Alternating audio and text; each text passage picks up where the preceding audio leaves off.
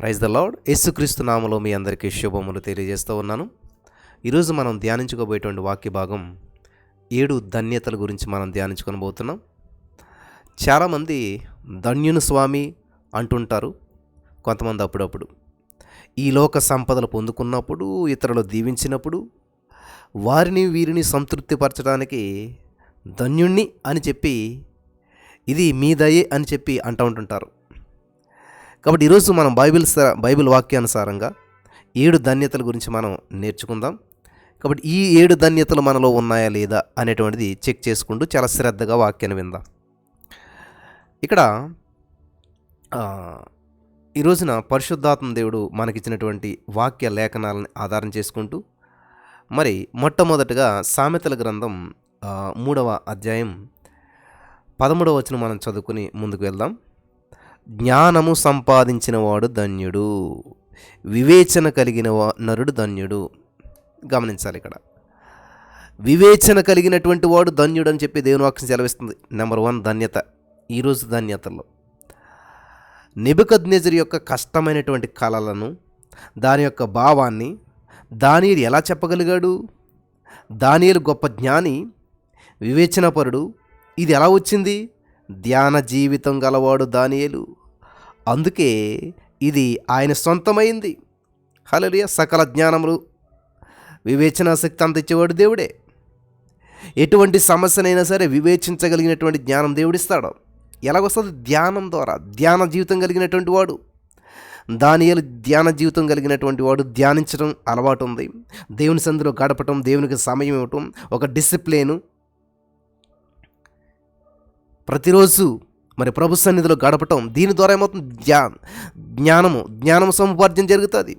కాబట్టి వివేచన కలిగినటువంటి వాడు ధన్యుడు అంటండి. నెబుకద్నెజరు కన్నటువంటి ఆ కష్టమైనటువంటి కళలకు ఎవరి వల్ల సాధ్యం కానటువంటి వాటిని కేవలం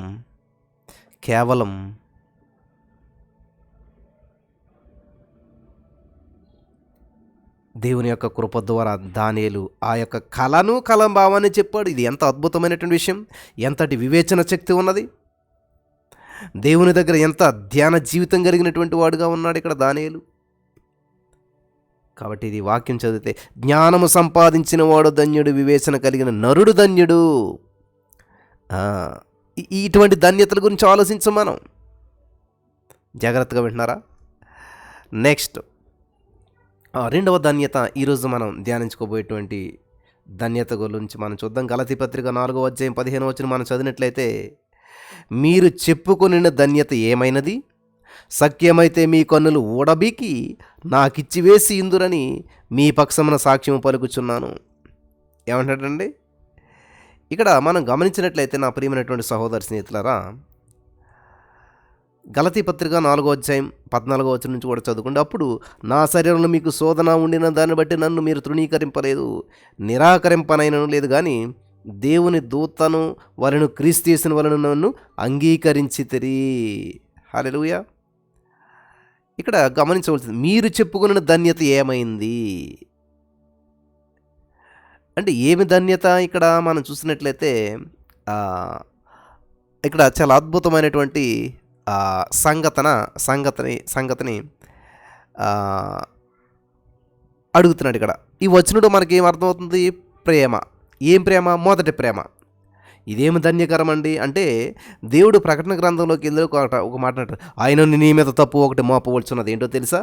మొదట నీకున్నటువంటి ప్రేమ, మొదట నీకున్న భక్తి, మొదట నీకున్న ఆసక్తి కోల్పోయావు. కాబట్టి ఇక్కడ ఆత్మతో ప్రారంభించి శరీర క్రియలతో ముగించినటువంటి గలతీయుల్ని మీరు చెప్పుకునే ధన్యత ఏమైంది అని చెప్పి ప్రశ్నిస్తున్నాడు పౌలు గారు. దేవుని ప్రేమ నీలో ఉందా? మొదటి ప్రేమ ధన్యకరం. వివేచన కలిగిన నరుడు ధన్యుడైతే మొదటి ప్రేమ అనేటువంటిది కూడా ధన్యకరం అనమాట. కాబట్టి మొదటి ప్రేమ అనే ధన్యతను కోల్పోయారు. ఏమైందా ధన్యత అని చెప్పి ప్రశ్నిస్తున్నాడు పౌలు గారు. ఉన్నదా దేవుని ప్రేమ అని చెప్పి అంటున్నాడు. ప్రకటన గ్రంథం 2వ అధ్యాయం 4వ వచనం మనం చదివినట్లయితే, ఆయనను మొదట నీకుండిన ప్రేమను నీవు వదిలితివి అని నేను నీ మీద తప్పు ఒకటి మోపవలసి ఉన్నది. చూసారా ప్రియులారా?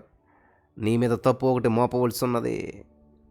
గలతీ పత్రిక 4:15 మనం చదివినట్లుగా మీరు చెప్పుకున్న ధన్యత ఏమైంది అంటే ఆ మొదటి ప్రేమ ఏమైంది. 19 మనం చూసినట్లయితే నా పిల్లలారా క్రీస్తు స్వరూపం మీ యందు ఏర్పడు వరకు మీ విషయమై మరలా నాకు ప్రసవేదన కలుగుచున్నది.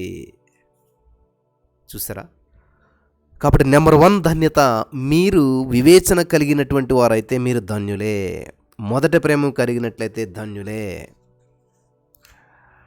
వింటున్నారా? మూడవదిగా మనం చూసినట్లయితే కీర్తనల గ్రంథం 32:2 యెహోవా చేత నిర్దోషి అని ఎంచబడిన వాడు ఆత్మలో కపటం లేనివాడు ధన్యుడు. ఆత్మలో కపటం లేనివారు ధన్యులు.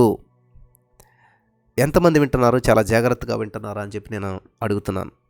కపటము లేనివాడు ధన్యుడంట. పాముల వలె వివేకులను, పావురం వలె నిష్కపటలను ఉండాలని చెప్పి దేవుని వాక్యం సెలవిస్తుంది. కపటి క్రీస్తు రాజ్యంలో లేవు. కపటం కానీ, కపటి అంటే కపటం కలిగిన వ్యక్తులు కానీ యేసుక్రీస్తు రాజ్యంలో లేవవి. సైతాను సంఘంలోనికి రవాణా చేశాడు. ఈ సైతానుగాడు వాటిని తీసుకొచ్చి సంఘంలోనికి రవాణా చేశాడు, తీసుకొచ్చాడు. అవి దేవుని రాజ్యంలో లేవు. దేవుడు పెట్టినవి కాదు కపటం కానీ, కపటలు కానీ. సైతానుగాడు నెమ్మదిగా ప్రవేశపెట్టాడు వాటిని. మనలో ఉన్నటువంటి మనసాక్షి దేవుని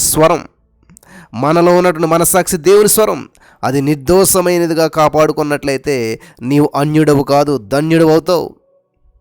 కానీ కపటం లేనటువంటి వాడు ధన్యుడు. కానీ ఈరోజున అన్యులుగానే జీవిస్తూ ఉన్నారు, అన్య సాంప్రదాయాలను పాటిస్తూ ఉన్నారంటే ఎందుకనంట? సైతానుగాడు రవాణా చేసినటువంటి ఆ యొక్క కపటి వేషాలు ఇవన్నీ కూడా దిగుమతి చేసుకుని అనుభవిస్తూ ఉన్నారు. కాబట్టి దోషపూరితమైనటువంటి జీవితాలు జీవిస్తున్నారు. కాబట్టి ఎప్పుడైతే నిర్దోషమైనటువంటి వ్యక్తులుగా మనం కాపాడుకుంటామో అప్పుడు మనం అన్యులుగా జీవించం, ధన్యులుగా జీవిస్తాం. హల్లెలూయా! ఇది చాలా అద్భుతమైనటువంటి విషయం నా ప్రియమైనటువంటి వాళ్ళారా. అలాగే 4వ ధన్యత మనం చూసినట్లయితే ఇక్కడ చాలా అద్భుతమైనటువంటి విషయాన్ని పరిశుద్ధాత్మ దేవుడు మనకు తెలియజేస్తూ ఉన్నాడు. యెషయా గ్రంథం 32:20 మీరు చూసినట్లయితే విత్తువాడు ధన్యుడంట. విత్తువాడు, విత్తనాలు వేసే చేయి పైన ఉంటుంది ఎప్పుడు కూడాను. మన తాతలు విత్తినటువంటి విత్తనాలు వృక్షాలుగా మారాయి. వాటి ఫలాలు మనం ఈరోజు భుజిస్తూ ఉన్నాం. నేడు మనం విత్తితే రేపటి తరం వాళ్ళు తింటారు. ఎవరో తింటారని విత్తకుండా ఉండకో. అలాగూ మన పూర్వీకులు అనుకుంటే నేడు మన గతి ఏమయ్యేది? అటువంటి ఆత్మీయంగా కూడా మనం విత్తాలంట. దేవునికి స్తోత్రం కలుగును గాక. వింటున్నారా? గలతీలకు రాసినటువంటి పత్రిక 6:8-9 చూసినట్లయితే ఏలనగా తన శరీరేచ్ఛలను బట్టి విత్తువాడు తన శరీరము నుండి క్షయమను పంట కోయును, ఆత్మను బట్టి విత్తువాడు ఆత్మ నుండి నిత్య జీవమను పంట కోయును. మనం మేలు చేటి యందు విసుగక యుందుము, మనం అలయక మేలు చేసేదేమేమి, తగిన కాలమందు పంట కోతము. ఇక్కడే పెద్ద ప్రశ్న. మమ్మల్ని వాళ్ళు ఎంతో హింస పెడుతున్నారు, బాధ పెడుతున్నారు. మరి అలాంటి వాళ్ళ విషయాలు మేమేం చేయాలి? ఎలా ఉండాలి? నువ్వు చేసే మేలు ఎదుటి వారిని బట్టి కాదు, దేవుని బట్టి ఉండాలి. ఎదుటి వ్యక్తి మంచోడా, చెడ్డోడా, మూర్ఖుడా అట్లాంటిది కాదు. నా జీవితం నాకు అర్థం కావట్లేదు, ఇంటింటో పరిస్థితులు జరిగిపోతూ ఉన్నాయి అంటున్నారా? మనం మేలు చేయడం విసుగక ఇందుము. మనం అలసిపోకుండా మేలు చేసామా ఖచ్చితంగా తగిన కాలమందు పంట కోసుకుంటాం. ఈరోజున మీ జీవితంలో ప్రతికూల పరిస్థితులు, ఊహకందని కార్యాలు జరుగుతూ ఉన్నాయి. ఎస్ బ్రదర్, అస్సలు గందరగోళంలో ఉన్నాను, సమస్యల్లో ఉన్నాను, ఇబ్బందుల్లో ఉన్నాను, ఏం చేయాలో అర్థం కాని పరిస్థితిలో మీరు ఉన్నారు. ఎస్, కానీ దేవుడు నమ్మదగిన వాడు, అద్భుతాలు చేసేటువంటి వాడు. హల్లెలూయా.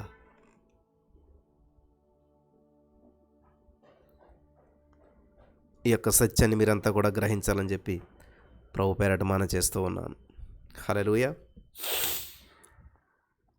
హోషేయ గ్రంథం మనం చదివినట్లయితే 10:12 మనం చూసినట్లయితే,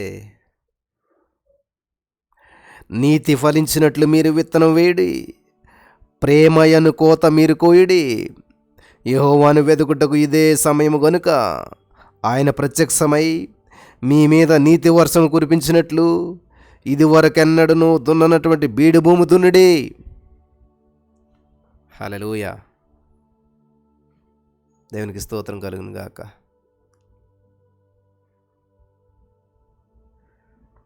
ఏం చెప్తున్నాడండి దేవుడు?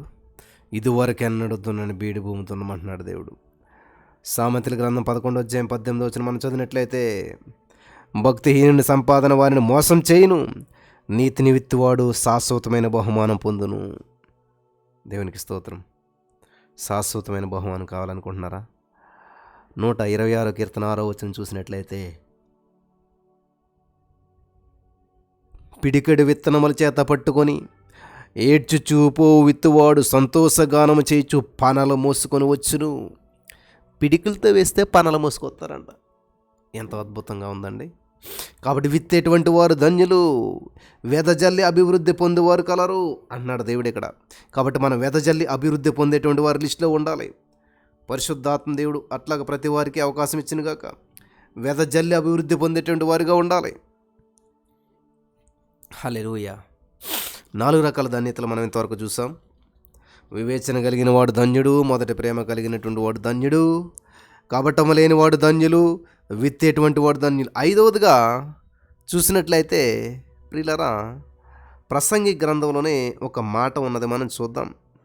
ప్రసంగి గ్రంథం 4:2 కాబట్టి ఇంకనూ బ్రతికున్న వారి కంటే ఇంతకుముందు కాలం చేసిన వారే ధన్యులు. ఎవరండి? చాలామంది ఈ మాట వాడతారు. మీ నాన్నగారు ఏమారంటే కాలం చేశారు అంటే చనిపోయారు అనేటువంటి మాట చెప్పటానికి ఇష్టపడక కాలం చేశారు అంటారనమాట. అంటే ఇక్కడ ఏంటి? కాలం చేసిన వారు ధన్యులు. ప్రసంగి 4:2 ప్రకారం మన ప్రియులు ఎవరైనా సరే ఈ లోక యాత్ర చాలించారా, ముగించారా, చనిపోయారా? బాధ ఉందా? ఎంతో బాధగా ఉందా? ఇంకా ఎక్కువ కీడు వారు చూడకూడదని చెప్పి ప్రభు విశ్రాంతిలోకి వారిని పిలిచాడు. కాలంలో నిలిచినటువంటి నీవు కాలహరణం చేయకుండా కాటికి కాళ్ళు చాపక ప్రార్థనలో కాలం గడపాలి, దేవుని సన్నిధిలో గడపాలి. దేవుడు నిన్ను మరి వాడుకుని అనేక మందికి దీవెనకరంగా చేయాలని చెప్పి ఆశపడుతున్నాడు. హల్లెలూయా. కాలం చేసిన వారు ధన్యులు. అలాగే 6వ ధన్యతను మనం చూసినట్లయితే ఇక్కడ లూకాసు వార్త 6:21 లూకాసు వార్త 6:21 మనం చదివినట్లయితే, ఇప్పుడు ఆకలి కొనిచున్న మీరు ధన్యులు, మీరు తృప్తిపరచబడుదురు. ఇప్పుడు ఏడ్చుచున్న మీరు ధన్యులు, మీరు నవ్వుదురు. హల్లెలూయా. ఏడ్చుచున్న వారు ధన్యులు అంటున్నాడు దేవుడు. నేటి మన కన్నీటి లోయలు రేపు బెరాకా లోయలవుతాయి. హల్లెలూయా. చెప్తున్నారా? వింటున్నారా? నేటి కన్నీటి లోయలు రేపు బెరాకా లోయలవుతాయి. హాగర్ ఏడ్చింది, నీటి ఊటను చూసింది. హన్నా ఏడ్చింది, సమూయేలును సొంతం చేసుకుంది. హల్లెలూయా. దేవునికి స్తోత్రం కలుగును గాక. కీర్తనల గ్రంథం 30:5 మనం చదివినట్లయితే, ఆయన కోపము నిమిషమాత్రముండును, ఆయన దయాయుష్కాలం అంతయు నిలుచును. సాయంకాలం నేటి పోడ్చి రాత్రి ఉండినా సరే ఉదయం సంతోషము కలుగును. ఏడ్చుచున్నవారు ధన్యులు అని చెప్పి దేవుని వాక్యం సెలవిస్తూ ఉంది. హల్లెలూయా. చివరగా 7వదిగా మనం చూసినట్లయితే, ఆకలి కొనిన వాడు ధన్యులు. ఆకలి కొనినటువంటి వారు ధన్యులు అంటండి.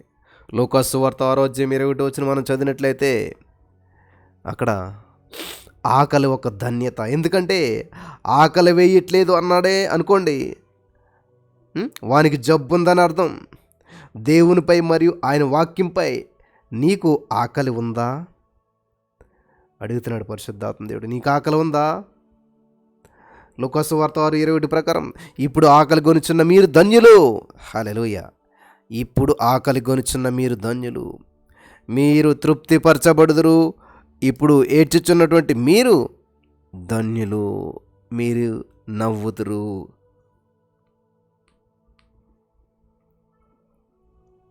హల్లెలూయా. మత్తయి సువార్తలో కూడా ఒక మాట ఉన్నది, మనం చూద్దాం. మత్తయి సువార్త 12:3 మనం చదివినట్లయితే ఆయన వారితో ఇట్లను, తానును తనతో కూడా ఉన్నటువంటి వారును ఆకలిగొని ఉండగా దావీదు చేసినటువంటి దాని గురించి మీరు చదవలేదా అంటూ ఉన్నాడు. ఇదే మత్తయి సువార్త 21:18 చూసినట్లయితే 21:18 థ్యాంక్ యూ జీసస్. ఉదయమందు పట్టణమునకు మరలా వెళ్ళిచుండగా ఆయన ఆకలిగొనెను. ఈ విధంగా ప్రియులారా, ఆకలిగొనేటువంటి వాడు ధన్యుడు అని చెప్పి బైబిల్ గ్రంథం చాలా స్పష్టంగా తెలియజేస్తూ ఉంది. కీర్తనల గ్రంథం 107:9. Hallelujah. Thank you Jesus, thank you Lord. 107:9 చూసినట్లయితే, ఏలయనగా ఆశగల ప్రాణమును ఆయన తృప్తిపరిచి ఉన్నాడు, ఆకలి గొనిన వారి ప్రాణమును మేలుతో నింపి ఉన్నాడు. హల్లెలూయా. కాబట్టి ఇక్కడ ధాన్యం కలిగిన వాడు ధన్యుడు కాదు, ధాన్యం కలిగిన వాడు ధన్యుడు కాదు, ధనరాశులు కలిగిన వాడు ధన్యుడు కాదు, దయామయుడు అనేటువంటి దేవుడిని కలిగిన వాడు ఎంతో ధన్యుడు. ఈరోజున అందరికీ ధాన్యం ఉంది. ఈరోజు అందరికీ కూడా ఇప్పుడు గమనించాలి, ఏమున్నదంటే ధాన్యం ఉన్నది, ధనరాశులు ఉన్నాయి, ఎన్ని ఉన్నా కానీ ఏసై లేకపోతే శూన్యం, సున్నా. మణులున్నా, మాన్యాలున్నా, సిరులున్నా, సంపదలున్నా, భోగభాగ్యాలు ఎన్ని ఉన్నా, మహోన్నతుడు లేకుంటే నీవు సున్నా, వట్టి సున్నా. కాబట్టి ఈ రోజున 7 రకాల ధన్యతలు. వివేచన కలిగిన వాడు ధన్యుడు, మొదటి ప్రేమ కలిగినటువంటి వారు ధన్యులు, కపటము లేనటువంటి వారు ధన్యులు, 4వది విత్తువాడు ధన్యుడు, 5 కాలం చేసిన వారు ధన్యులు, 6వది ఏడ్చుచున్నవారు ధన్యులు, 7వది ఆకలి గొన్నటువంటి వారు ధన్యులు. హల్లెలూయా. ధాన్యం కలిగినటువంటి వాడు ధన్యుడు కాదు ప్రియులారా, ధనరాశులు కలిగిన వాడు ధన్యుడు కాదు, దయామయుడైనటువంటి దేవుణ్ణి కలిగినటువంటి వాడే ఎంతో ధన్యుడు. కాబట్టి 7 రకాల ధన్యతలు మీలో ఉన్నాయా? ఒక్కసారి పరిశీలన చేసుకుందాం. పరిశుద్ధాత్మ దేవుడు మనతో మాట్లాడుతూ ఉన్నాడు. యేసయ్యా, ఈ యొక్క వాక్యం ద్వారా నన్ను బలపరిచినందుకు వందనాలు యేసయ్యా. Thank you Jesus. యేసు నామములో ప్రార్థించి పొందుకుని తండ్రి, ఆమెన్.